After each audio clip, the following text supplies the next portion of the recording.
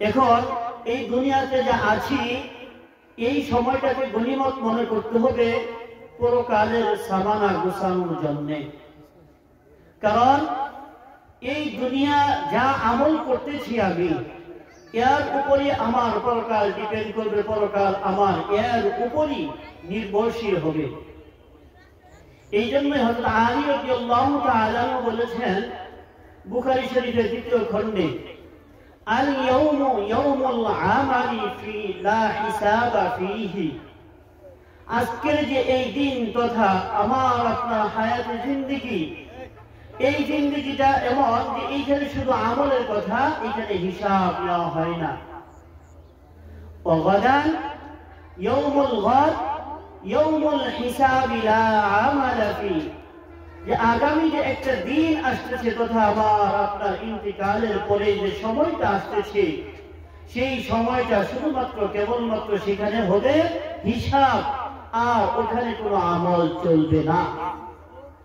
সম্মানিত হাজিরিন, আমরা যেহেতু মানুষ হিসেবে দুনিয়াতে সৃষ্টি হয়েছি, আল্লাহ তাআলা করেছেন মাখলুক হিসেবে সৃষ্টি হয়েছি, আল্লাহ তাআলা আমাকে আপনাকে দুনিয়াতে প্রেরণ করেছেন, তাহলে অবশ্যই আরো একটা জিনিস আমাদের সকলে জানা থাকা দরকার এবং জানি, এবং এটা মেনেও নেই যে আমার আপনার মরণ আছে।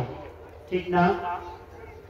আমার পর্দারে মা ও বোনেরা আছেন, এই যে একটা সামনে আমাদের একটা ঘটনা ঘটবে তথা মরণ আসবে, এটা কি শুধু পুরুষ জাতিরই হবে না মা ও বোনেরা আপনাদেরও সকলেই, তাই না? এই মৃত্যু কিন্তু কাউকে ছাড়বে না। পৃথিবীর ভিতর যত ধরনের তন্ত্র মন্ত্র ধরনের অবশ্যই লালন করুক না কেন, কিন্তু একটি কথাকে কেউ অবিশ্বাস করতে পারে না, সেটা হলো মরণ। চাই সে আস্তিক হোক, চাই সে নাস্তিক হোক, চাই সে একত্ববাদী হোক, চাই সে দ্বিত্ববাদী হোক, চাই সে তৃত্ববাদী হোক, কিন্তু কেউ এই মরণকে অস্বীকার করতে পারে না। কারণ এর চাক্ষুষ প্রমাণ হলো, আমি আপনি যদি আমার আপনার জিন্দেগি আমার উপরের দিকে তাকাই, তথা আমার মা দুনিয়া থেকে চলে গিয়েছেন, আমার বাবা দুনিয়া থেকে চলে গিয়েছেন, এরকম আমার দাদা, আমাদের পরদাদা, এরকম উপরে যারা ছিল সকলেই কিন্তু চলে গিয়েছে, তাই না? মা বোনেরা আপনাদের দিকে তাকান, আপনার মায়েরা হয়তো ইন্তেকাল করেছে, অথবা নানীরা ইন্তেকাল করেছে, দাদিরা ইন্তেকাল করেছে, উপরে কিন্তু আর কেউই দুনিয়াতে বেঁচে নেই।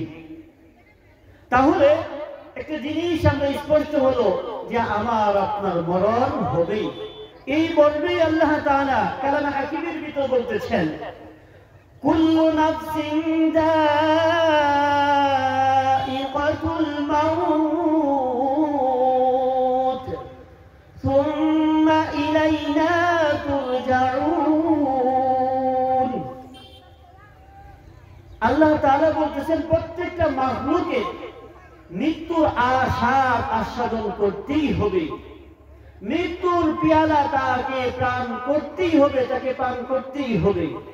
সকলের মরণ আসবে এবং আল্লাহর দিকে আমাদের সকলের পর্দাবর্তিত হতেই হবে। তাহলে আমরা বুঝলাম যে আমার আপনার মরণ আসবেই আসবে। কিন্তু কথা হলো, মরণ তো আসবে, মরণের পরে যে একটা সময় আসবে, এবং মরণের সময়টাও যে আসবে, এবং মরণের পরে যে একটা দিন আসতেছে, সেই দিন ভালো হবে না খারাপ হবে সেটা মরণের আগের সময়ের কর্মে বলে দিবে।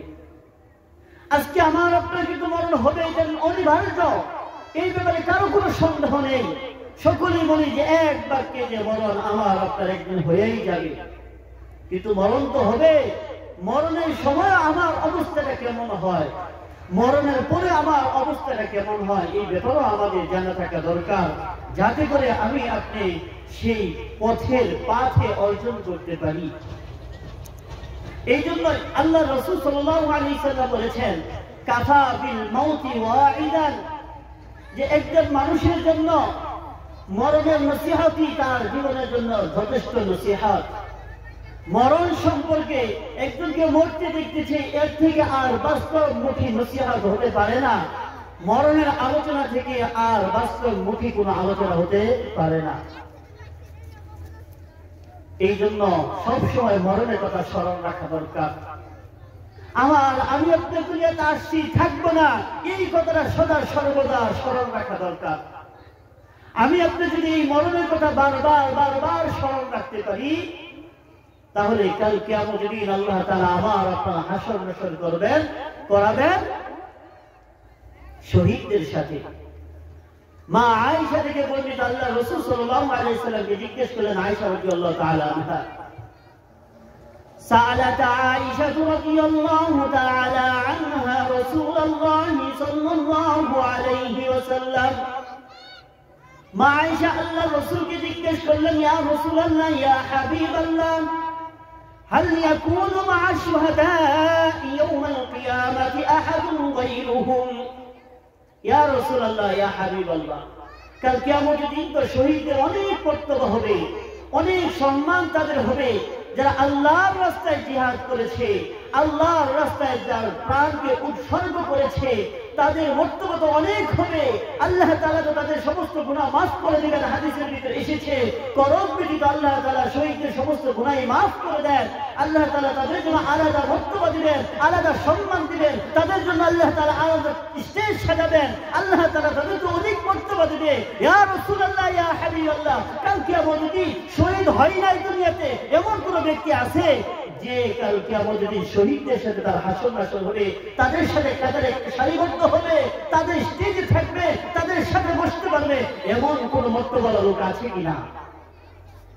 এর জবাবে আল্লাহ রাসূল সাল্লাল্লাহু আলাইহি সাল্লাম বললেন, নাম, হে আয়েশা, হ্যাঁ অবশ্যই আছে। তারা কারা? আল্লাহর রাসূল বললেন, মান যাকারাল মাউতা 20 মাররা, যেই ব্যক্তি দিনে দৈনিক কমপক্ষে 20 বার মরণের কথা স্মরণ করবে। কোন কোন বর্ণনায় পাওয়া যায় দৈনিক কমপক্ষে 25 বার মরণের কথা স্মরণ করবে। কোন ব্যক্তি যদি 20 থেকে 25 বার মরণের কথা স্মরণ করে, এইভাবে স্মরণ করে, শুধু স্মরণ করলেন আমি তো মারা যাব, এমন ভাবে স্মরণ করতে হবে যে আমার কাজের ভিতর পরিবর্তন আসে, আমার আমলের ভিতর পরিবর্তন আসে। আজকে যদি আমি আপনি মরণের কথা স্মরণ করি যে আমি তো এখন মারা গেলাম, আমি মারা যাওয়ার পরে সাথে সাথে মসজিদের মাইকে এলান হয়ে গেল, এলাকার সকল মানুষ আমার বাড়ি দ্বারে চলে আসলো, আমার সন্তানেরা, আমার আত্মীয় স্বজনরা আমাকে গোসলের ব্যবস্থা করতেছে। এতদিন পর্যন্ত আমাকে সাধারণ পানি দিয়ে গোসল করানো হইতো, এখন দেখতেছি না আল্লাহ আমার জন্য আলাদা পানির ব্যবস্থা করা হইতেছে, অর্থাৎ গরম পানি করানো হইতেছে, বড়ই পাতা দিয়ে গরম পানি করানো হইতেছে। তারপরে আমি তো একাই জীবনের সারাটা জিন্দগি একাই গোসল করতে পেরেছি, আমাকে গোসল করার জন্য কারো প্রয়োজন পড়ে নাই বড় হওয়ার পর থেকে নিয়ে। কিন্তু না, দেখতেছি এখন আমাকে গোসল করার জন্য 3 থেকে 4 জন লোক চলে আসছে, আমাকে নেওয়ার জন্য, গোসলখানায় নেওয়ার জন্য মসজিদ থেকে খাট নিয়ে আসা হয়েছে। আমাকে এই খাটের উপর উঠানো হইল। আমি পৃথিবীর আনাচে কানাচে ঘোরাফেরা করেছি, যেখানে মন চেয়েছি সেখানে গিয়েছি, কিন্তু একাই গিয়েছি, কোনো প্রয়োজন কারো সাহারা দিতে হয় নাই, কারো কাছে ট্যাগ লাগানো লাগে নাই। কিন্তু এখন দেখতেছি আমাকে উঠানোর জন্য 3 থেকে 4 জন মানুষের প্রয়োজন পড়তেছে, আমাকে গোসলখানায় নিয়ে যাইতেছে, আমার শরীরটা দলে দলে গোসল করাইতেছে, গরম পানি দিয়ে আমার শরীরটা গোসল করাইতেছে। গোসল করানোর পরে আমাকে আবার এই খাটটিতে আনা হইল। দুনিয়াতে বলো মা বোনেরা, আমার বাবারা, বিশেষ করে মা বোনদেরকে বলতেছি যে খেয়াল করেন, দুনিয়াতে থাকাকালীন কত রং বেরঙের, কত সুন্দর, কত আর্টিস্ট করা জামা আপনারা পরেছেন, কাপড় আপনারা পরেছেন, এখন পরতেছেন, কিন্তু দেখবেন সমস্ত কাপড়কে খোলা হবে, সব কাপড়কে আলাদা করে দুনিয়ার এই সমস্ত কাপড় দেওয়া হইবে না, শুধুমাত্র সাদা আপনাদেরকে 5 টুকরো কাপড় দেওয়া হইবে, আর আমাদেরকে মাত্র 3 টুকরা কাপড় দেওয়া হইবে। এইভাবে আমাকে রাখা হইল, আমাকে সাদা কাপড় পরিধান করানো হইল। এই সাদা 5টা কাপড় পরিধান করানোর পরে আমাকে আবার ডেকে রাখা হইল। কিছুক্ষণ পরে মানুষ আবার চলে আসলো সকলেই। এতদিন পর্যন্ত কত মানুষের জানাজা আমি পড়েছি, কিন্তু দেখতেছি না, আজকে আমার বাড়ির সামনে সকল মানুষ এসে গিয়েছে আমার জানাজা পড়ানোর জন্য। সকলে মিলে বাড়ি থেকে আমাকে বিদায় করে দিল। ও মা বোনেরা, খেয়াল করেন, আপনাকে যখন বধূ হিসেবে আনা হয়েছিল, কত মানুষ আপনাকে আনার জন্য গিয়েছিল, আপনার নিজের বাড়িতে গিয়েছে, ওইখানে আপনাকে কত সুন্দর করে সাজিয়ে দিয়েছে, এমন ভাবে এমন সাজ আপনাকে সাজিয়েছিল, পৃথিবীর মুখে পৃথিবীর আপনার পুরো জিন্দেগিতে এর পূর্বে এরকম সাজ আপনাকে সাজানো হয় নাই। আপনাকে সাজিয়ে গুছিয়ে সকলে মিলে আপনাকে স্বাগতম জানিয়ে আপনার শ্বশুর বাড়িতে নিয়ে এসেছে। কিন্তু দেখেন এমন একটা সময় আসলো, আপনার শাশুড়ি আপনাকে অভ্যর্থনা দিয়েছিল, আপনার জন্য শরবতের ব্যবস্থা করেছিল, আপনার জন্য কত কিছুর ব্যবস্থা করেছিল। কিন্তু দেখেন আজকে আপনার ঘরের মানুষেরাই, হয়তো আপনার পুত্রবধূ অথবা আপনার মেয়েরাই আজকে দেখেন আপনার ঘর থেকে চিরবিদায় দিয়ে দিচ্ছে। আর হাউমাউ হাউমাউ করে কাঁদতেছে সন্তানেরা। এইভাবে দেখেন আপনাকে ঘর থেকে বের করে দিল, এই যে চিরবিদায় দিল, আর কোনদিন কিন্তু ঘরে আপনাকে আর ঢুকানো হইবে না।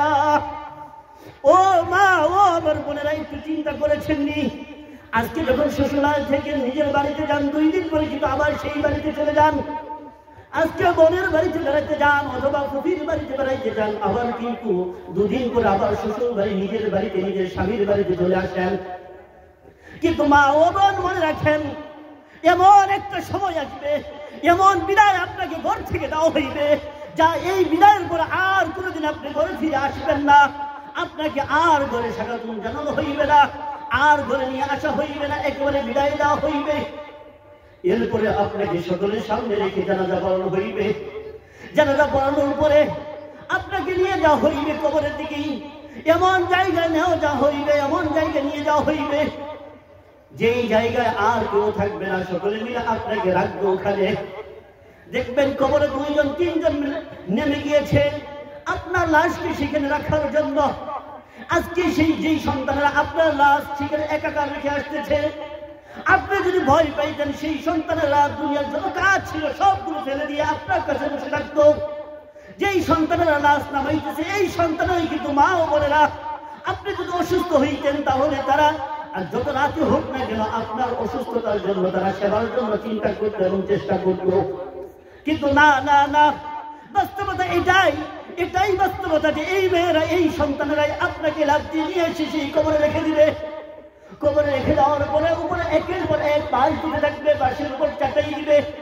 ও মা ও বোনেরা, এই চাটার উপরে মাটি দেওয়া হইবে। দেখেন, একটু চিন্তা করেন, চোখটা বন্ধ করেন, চোখটা বন্ধ করে চিন্তা করেন, যেখানে রাখা হইল আমাকে, ও মা আপনাকেও রাখা হইলে আমাকেও রাখা হইলে, পূর্বপুরুষ যারা ছিল তাদেরকেও কিন্তু এভাবেই রাখা হয়েছে, আমাকে রাখা হইল। এখন দেখেন ডানেও মাটি বামেও মাটি, উপরে হইল বাঁশের চাঙ্গালির উপরেও মাটি দেওয়া হয়েছে। এখন মাটি আর মাটি আর মাটি, এখানে তো কেউ নাই। এই অন্ধকার কবরে আজকে বাড়িতে যদি কেউ না থাকে তাহলে ভয় লাগে, কারেন্ট চলে গেলে অনেক ভয় বেড়ে যায়। কিন্তু মা ও বোনা, সেখানে তো কিছুই থাকবে না, ওই ঘরে আপনার একাই থাকতে হবে। তাহলে মা ও বোনেরা, আর কেউ নাই সেখানে। এখন যদি চিন্তা করি, প্রতিদিন মরণের কথা এইভাবে চিন্তা করি যে আমি তো একা হয়ে গেলাম, আমি তো একাকার হয়ে গেলাম, এখানে তো কেউ নাই, কেউ নাই। এখন ফেরেশতা আসলো, ফেরেশতা জবাব সব চাইলো, ফেরেশতা সওয়াল করলো, প্রশ্ন করলো, কিন্তু আমি জবাব দিতে পারতেছি না, আমি তো জবাব দিতে পারতেছি না। তখন ফেরেশতা আমাকে শাস্তি দেওয়া শুরু করলো। ও মা ও বোনেরা, আমার পর্দালে মা ও বোনেরা, আমার বাবারা, আমরা যদি মরণকে এইভাবে চিন্তা করি, মরণকে যদি এইভাবে চিন্তা করি, তাহলে অবশ্যই অবশ্যই বলেন আমার আপনার গুনাহ কমবে না বেড়ে যাবে? অবশ্যই অবশ্যই গুনাহ কমে যাবে।